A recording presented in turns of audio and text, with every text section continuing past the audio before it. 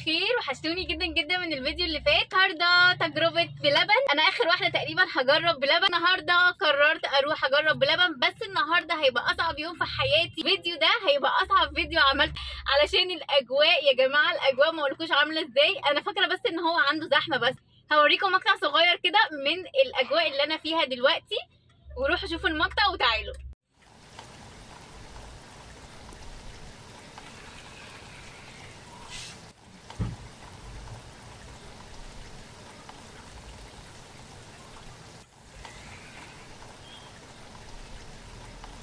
زي ما انت شفتوا كده الدنيا امطار غزيره وبرق ورعد، غرقنا. الناس كلها اللي كانت واقفه عليه غرقت.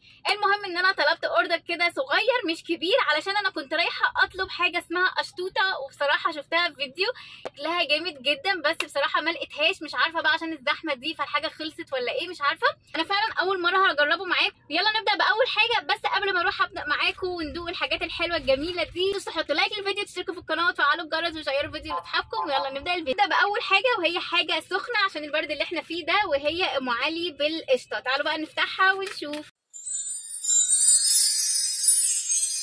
واو، دي اول حاجه هي ام علي بالقشطه. زي ما انتم شايفين كده غرقانه قشطه يا جماعه، يعني دي فيها سعرات حراريه عاليه جدا وهتودينا في داهيه. فيلا ندوق ام علي بالقشطه. واو، ايه ده؟ واو جامده قوي. ايه ده؟ خطيره. واو، الله، سخنه وناعمه ودايبه. وانا طبعا طالباها من غير مكسرات عشان ما بحبش المكسرات تكون في الحلويات. فدي بقى بالنسبه لي كده هديها 1000 من 10 يا جماعه، دي خطيره جدا.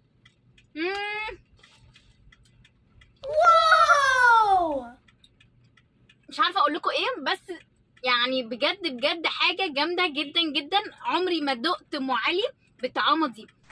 انا هوقفها دلوقتي واروح ادوق معاكم الحاجات اللي هي الساقعه، فيلا هندوق الباقي. ندوق اللي بعد كده.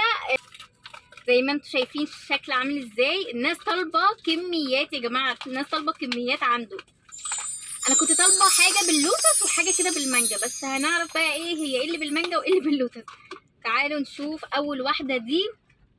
مش عارفه هي مش مكتوب عليها، بس لو هي باللوتس يبقى هي اللي هي اسمها مدلوقه اللوتس.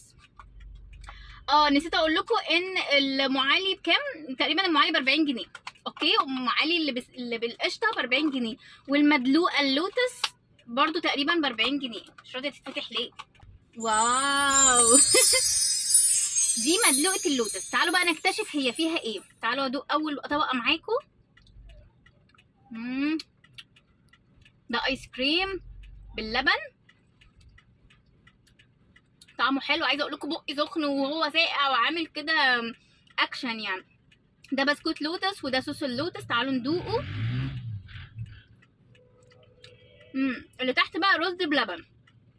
لا بص، انا هدوق الايه كله مع بعضه، يعني الرز بلبن باللوتس بكله عشان اعرف اقيم. اخد واحده كمان عشان افهم الحوار.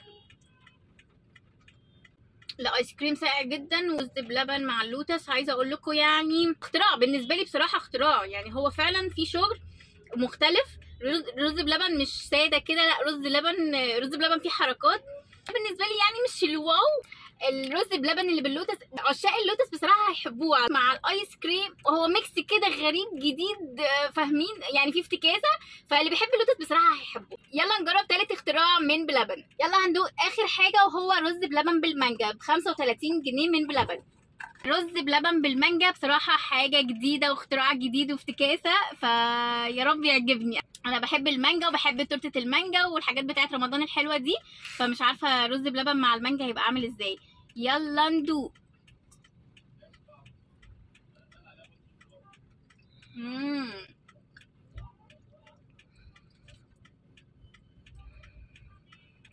بصوا، ده حبيته اكتر من اللوتس بصراحه. حاجه كده منعشه. المانجا طعمها حلو والرز بلبن طعمه حلو. الميكس عجبني جدا جدا. ده هديله كمان 10/10. بصراحه كده بلبن شكله عامل شغل جامد يا جماعه، وهنكمل المنيو مع بعض. اعتبروا ان ده الجزء الاول من تجربه بلبن، فان شاء الله هجرب معاكم المنيو كله بعد كده. بس لازم اروح اجرب اشطوطه دي عشان شكلها ما اقولكوش عامل ازاي. يعني انتوا لو شفتوها يعني هتنطوا في الموبايل كده وتاكلوا الموبايل. فان شاء الله اول ما الاقي اشطوطه هنزل لكم الجزء الثاني من بلبن. وزي ما قلت لكم الحاجه عنده فعلا يا جماعه واو. بصوا ام علي عامله ازاي. انا هقعد طبعا اكملها دلوقتي في الجو الجميل ده مع الاجواء الشتويه الحلوه دي. عايزه اقول لكم ان الاجواء الشتويه دي مع طبق ام علي السخن ده يعني احلى حاجه في الدنيا بجد. انا اتبسطت جدا جدا بتجربه بلبن، وان شاء الله هكمل معاكم بقيه المنيو زي ما قلت لكم. وانا دلوقتي هقعد اكمل ام علي الجميله دي. وما تنسوش تكتبوا لي رايكم في التعليقات، وتكتبوا لي كمان لو انتوا جربتوا حاجه عشان اروح اجربها معاكم واصورها لكم. اكتبوها لي في التعليقات. ويا رب يكون الفيديو عجبكم. ما تنسوش تحطوا اللايك قبل ما تقفلوا عشان تدعموا القناه. استنوني فيديوهات جديده وباي باي.